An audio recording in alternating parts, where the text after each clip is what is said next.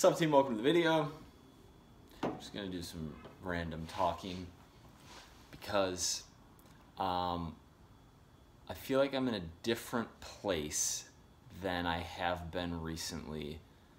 To give you an example, if you're a dude and you want to go from 10% to 7% body fat, I just don't care. Like,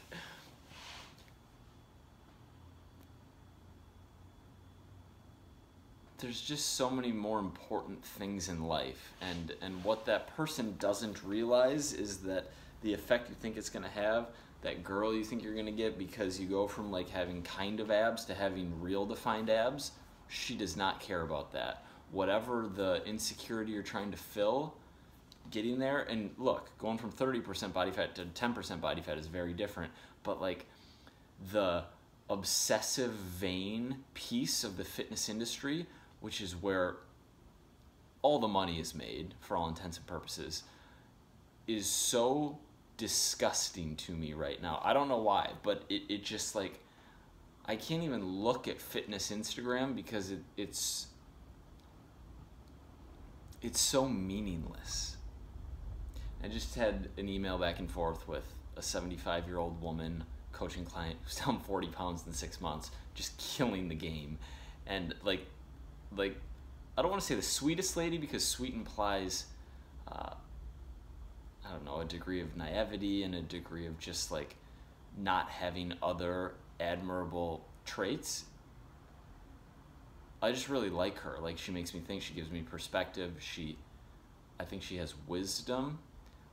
But anyway, we were emailing and she sent me the obituaries or like memorials that she wrote.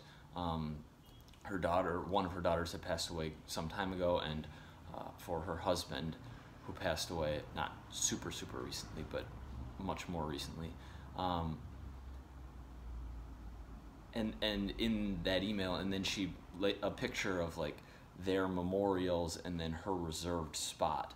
And she's like, but I don't want to go anytime soon. My mom and my grandma lived into their 90s, and like she's down 40 pounds, and she's like making really good fitness progress.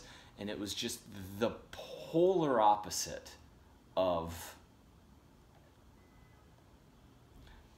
pieces of me that I don't like, that have been stronger in the past, that can be 10% body fat and be insecure and think that I can change something by like being a little bit leaner. Like, the reason that I hate seeing that and that I hate thinking about that is because I've lived through that, and it's like, I think that what we dislike in others is what we dislike in ourselves, or dislike about ourselves, and project, and that's very likely what I'm doing. But seeing her and going back and forth and seeing that is just like, this feels so profoundly positive that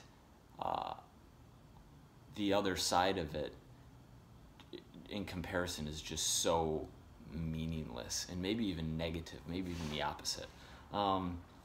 Which leads me to truth versus money, which is something I've been thinking about a lot recently, because I am too financially driven, and not for like status, and not for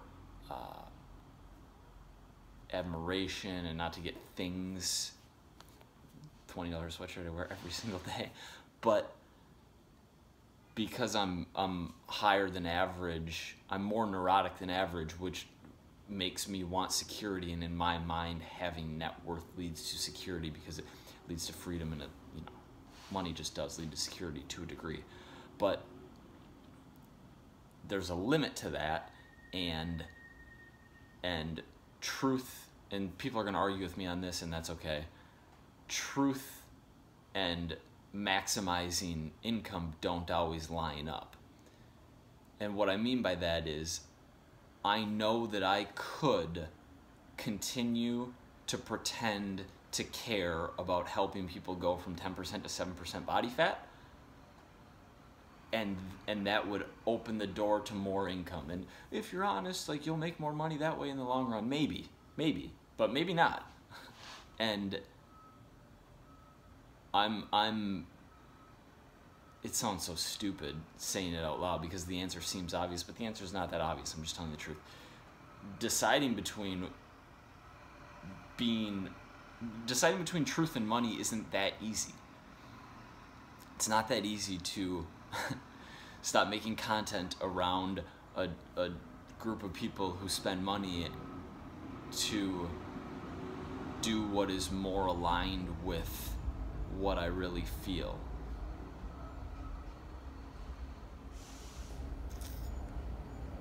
That's where my head's at.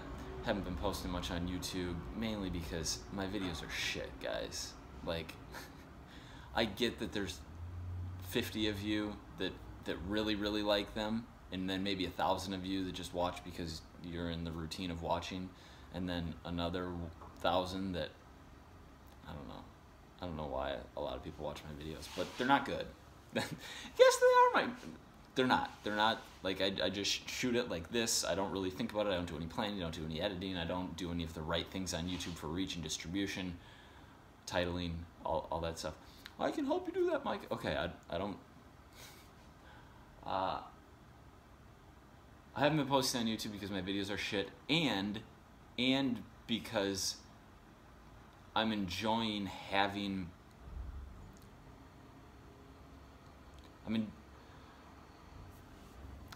when I post frequently, and when I was in Chinatown Grindhouse, when I'm in like grind mode, and almost when I'm just more in isolation, when I'm spending less time with people in real life, interactions with people in the comments sections, interactions with people on social media, interactions with people on email become an overwhelming majority of my personal interactions, which isn't good.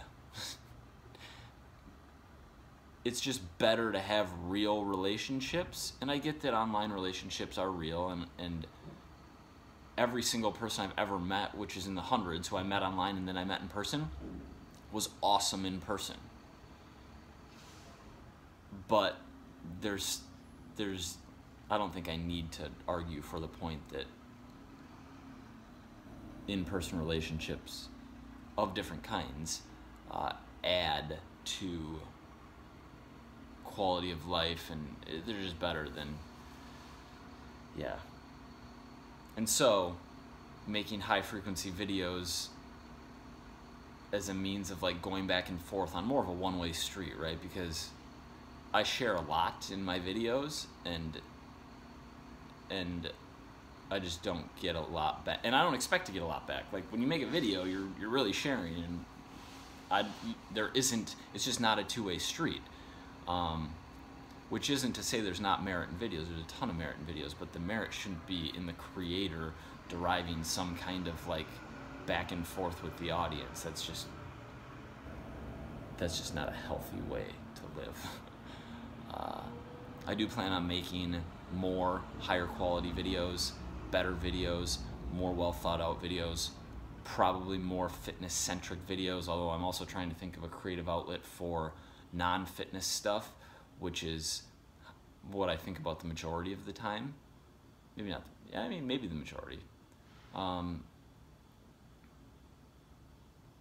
Yeah, I'm in New York City, as you can see, by the way. It's Saturday, November 4th. I don't know if I'm going back to Costa Rica. I love New York City. Like, there's a quote, you can't know what your country is until you leave your country.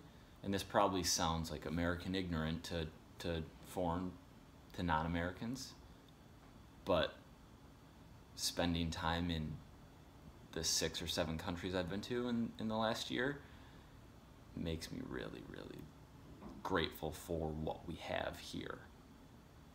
Consistent 24/7 power, running water, like the convenience of food at every single corner, and the options we have, like, it's just really good, and I'm really lucky. And yeah, so also I'm gonna let the Staples boys give you the update, but they're crushing. We started as me training them online, and then I went to Croatia and like, I'll train you in person some, and we can make content around it. It'll be sweet. And we did that, and it was good. But yeah, I'll get down. I'll likely get down to Costa Rica again, and we'll get some workouts in and catch up on stuff. But I don't want to live there. And part of it, now I'm getting a little rambly and off topic, but that sleep review I did, I'm just so much happier when I can sleep well. When I have the world's most comfortable bed and bedding, like corroborated, unarguable, I do. And then blackout curtains, temperature's right, no noise. It's unbelievable, and it changes the quality of life. Like someone made a comment, a homie, one of the people I would put in the 50 who like really watch, and like I'm worried about you, Mike. Why are you focused on sleep efficiency? And because it matters so much. And I've been having back and forth with coaching clients who sleeping poorly, not sleeping enough, or not sleeping well, waking up super frequently, and inability to lose body fat, inability to adhere to fat loss calories, super increased stress, just a lot of negative things that go away when you can get 7 to 8 hours of high quality sleep a night.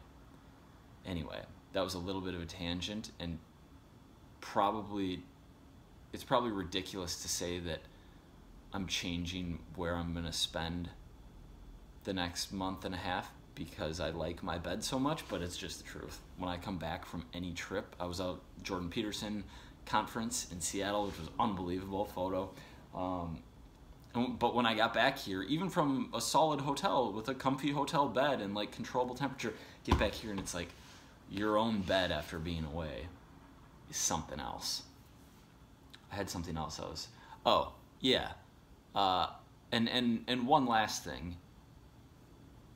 I'm only going to talk about fitness on YouTube, but then I'm just going to share super deep and vulnerable things.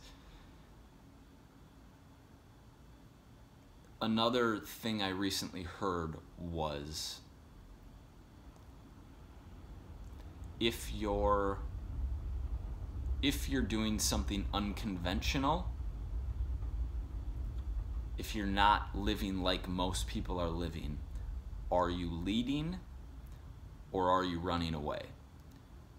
And you're probably running away because it's very, very difficult to lead. And that just hit me right, like, all right, I'm up and out of here, goodbye Midwest, I'm taking one-way ticket, I'm gonna grind, I'm gonna like do whatever it takes to build myself up, I'm sleeping on this couch, I'm gonna like intern for this dude, I'm gonna do this and this and this, I'm gonna build my own business, I'm gonna train clients nonstop, I'm gonna do whatever it takes to like, but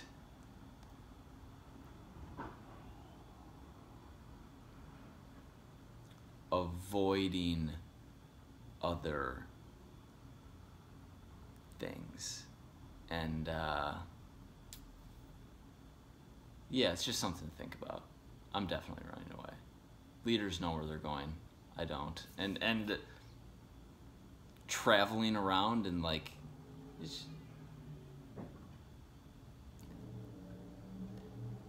if you think based on my videos that I have it together, you're not paying attention.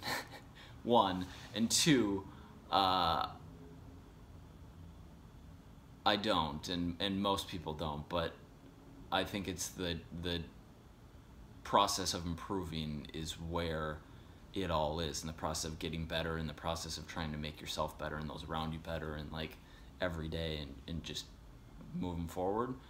And that's what I'm doing. And that, like, going back to Minnesota on a whim for 3 months to work my dad out, or like going to Croatia and Spain, hiring a full-time video guy when I am not someone who wants to have the greatest, most enjoyable human Benedict who I love, living in my studio apartment, not a one-bed, a studio apartment, living together for 3 months. Like, it was a good idea, it was ambitious, it was like, I'm gonna get my own D-Rock, but it wasn't super aligned with my skill set or my personality type. So yeah, just a lot of leading versus running away is a very interesting topic, especially for people who, you know, if you think you're doing something real different, or just if you are, which of those are you really doing? This is a random video. Thank you for watching.